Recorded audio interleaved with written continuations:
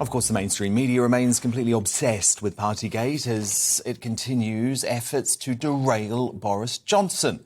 Tonight, the BBC aired an hour-long documentary dedicated to the drama where they encourage yet more hysteria over Downing Street parties.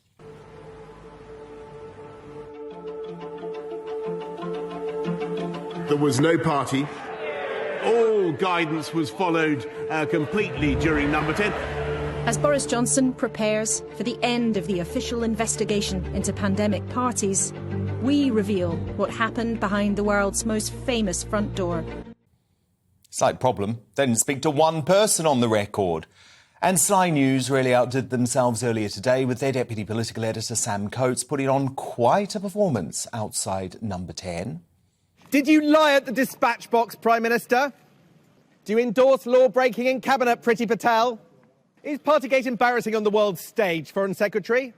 Are you being loyal to save your job? Do you think a future Prime Minister would make you Foreign Secretary? Do you want to replace Boris Johnson? Would you defend anything at all, Grant Shapps? Has Boris Johnson got a better grip on government than you had on the Foreign Office last year? Did Boris Johnson lie at the dispatch box, Nadim Zahawi? Or would you prefer to succeed him as Prime Minister? Did you talk about Partygate in Cabinet, or is it easier to hear no evil and see no evil? Matters to discuss.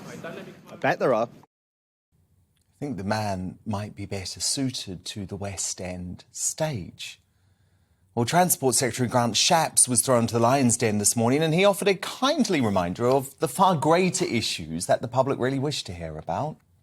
This doesn't look good, does it? At a time when you should be trying as a government to clear things up, to offer some kind of clarity and openness and transparency, this looks like a mess. It looks like you're trying to hide stuff. Well, with the greatest respect to you, I mean, both myself and I suspect by now your viewers are probably pretty keen to hear, you know, what we're doing to tackle cost of living, what's happening with regard to these threatened rail strikes and much else. And so, in a way, you're perpetuating it by continuing to talk about it. I think he's right, but do you? Is it time we moved on from Partygate to focus on combating the cost of living crisis? Let me know your thoughts by emailing dan@gbnews.uk, tweet me at GBNews. Vote in our poll there too. I'll bring you those results shortly. But to help you make up your mind tonight, I'm joined by the Associate Editor of the Daily Mirror, Kevin Maguire, the journalist Angela Epstein and Conservative commentator Alex Dean. So Alex Dean, you were of course a former advisor to David Cameron.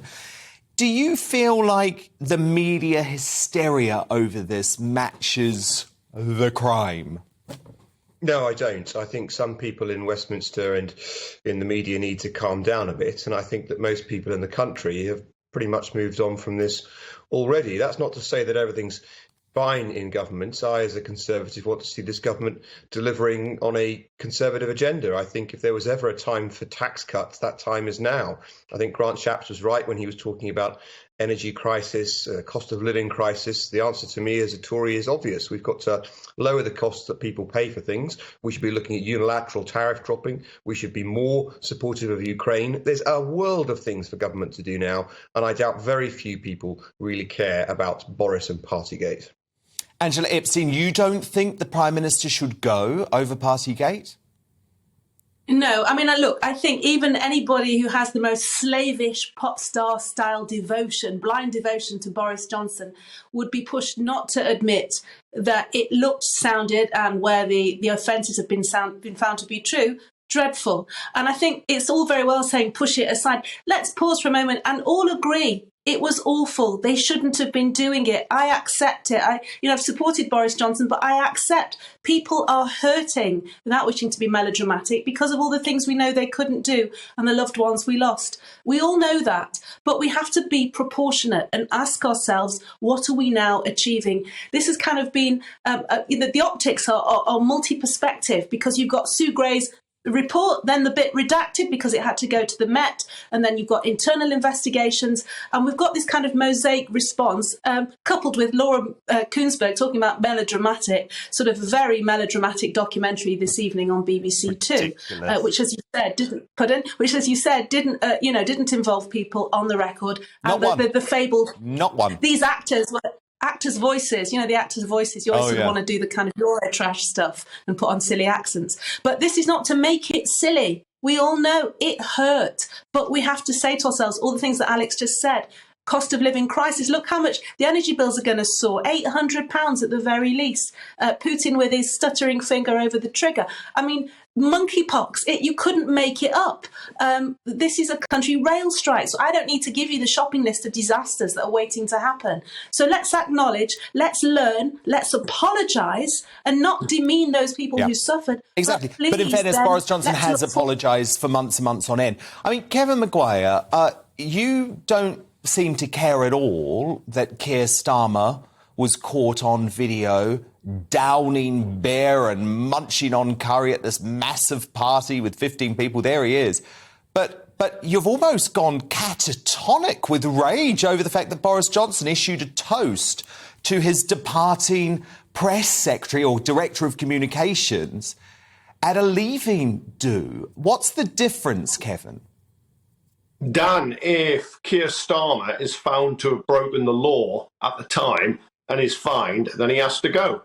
Boris Johnson was fined because he broke the law at the time and he should have gone and he didn't. I take an even-handed approach to both men here, and I think Alex and Angela are both wrong when they think people don't care. People do care because people made huge sacrifices. They don't like to be taken for fools. They don't like the wine in that glass raised by the Prime Minister to be thrown in their faces when he was lecturing them almost nightly to follow the rules, and he wasn't doing it himself with his team. And you have the first Prime Minister in history to be fined in office. He clings on now. He clearly lied to MPs. Once the Gray report is out the way tomorrow, there'll be an inquiry by the Privileges Committee into whether he lied. And we can't move on until he moves on. And you but Kevin, just to pick you up about what you said about that event. And a lot of other issues, when the bloke is clearly chaotic, totally self-serving, happy to throw juniors under the bus and rarely tell the truth.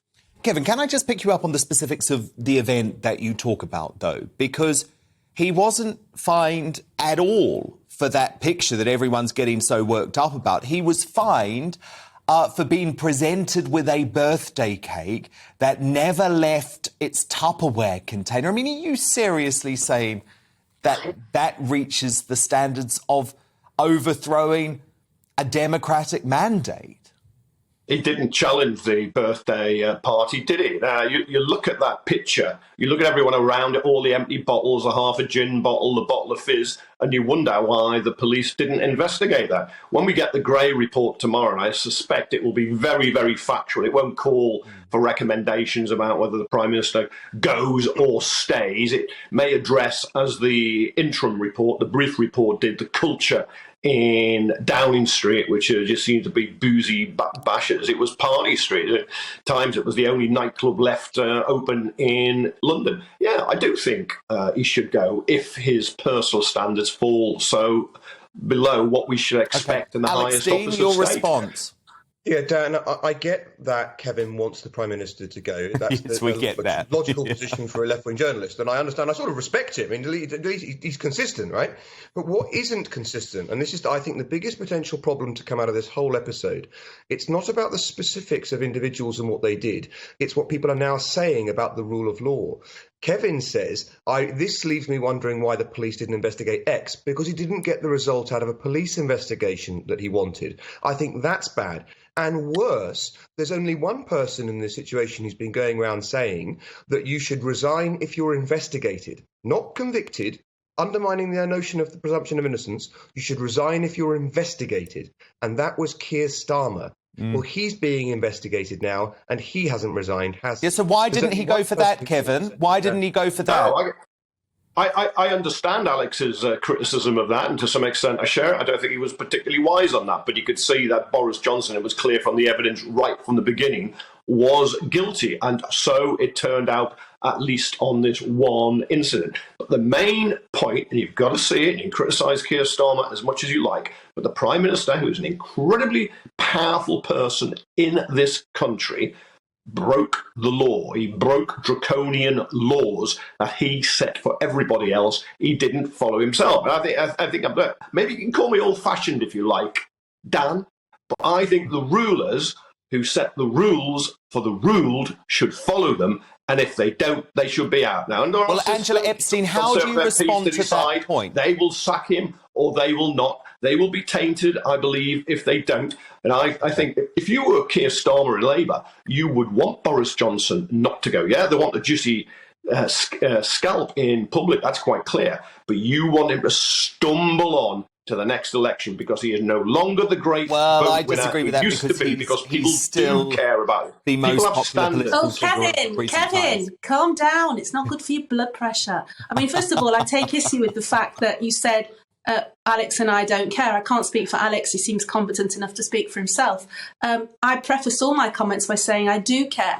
Thank God I didn't lose anybody, but there were very close loved ones I didn't see for a long time. And I think we're confusing parity between not seeing loved ones, not being able to be with those close to us, or if very tragically going to funerals or with being in a workplace where, yes, there was too much merriment and jocularity, but being already in that workplace in a so-called bubble. The two are not the same. I am not condoning what went on. But if you go on and on about the small stuff, or the relatively small stuff, you also run the risk of wiping out the goodwill, the reservoir of goodwill that comes from the big stuff, the big calls, the vaccine programme, the statesman-like behaviour over Ukraine, leading front and centre compared to the rest of Europe. And also, I think you also undervalue the popularity that Boris Johnson still has as a political talent. Before this whole dog and pony show kicked off, and I'm not going to keep repeating myself, it was wrong. But I think, first of all, what I hear is there are a lot of people that hold their nose and say, I still want Boris there because at least we know who he is, compared to kind of the milk and water potential successors. I mean, if Starmer and Boris went, not only would it massively destabilise us at a time when, as I said before, all these horrible things are going on and these uncertain things are going on, but who are the people that would least say, this is where I am and what I stand for? We're going to have our liberty. I'm not an interventionist. We're going to have a vaccine programme that's going to get us out of here. We're going to get Brexit done. I don't see anybody on the political landscape who will do that. And even those that were his detractors recognised. Yeah, there was a chap on Radio 4 this afternoon saying his majority went from 500 to whatever it was, 4,000, because of Boris Johnson. And I think you need a party where people and never underestimate Boris Johnson, because you do that at your peril. Fascinating debate. That's the journalist Angela Epstein. Before that, the associate editor of the Daily Mirror, Kevin Maguire, and the Conservative commentator Alex Dean. So who do you agree with on this? Well, Jonathan on Twitter writes to say, I'm annoyed and angry that the MSM still can't get it out of their heads that Partygate is over. From Ben via email, we can hold politicians to account while trying to help the cost of living crisis. We can do both. And from Ali, no questions, of course we should. This is a concerted attempt by the left and Remain biased media to bring down a democratically elected PM, and this must not be allowed to happen. We voted Tory because we wanted Boris for PM. And your verdict is now in. Wow. 84% of you, overwhelming number of you, believe that we should move on from Partygate to focus on battling the cost of living crisis. Just 16% of you say the current MSM focus on Partygate is right. Only one more day of it, folks, I promise you. The Sue Gray report should be released tomorrow. Please, God, then let it be over.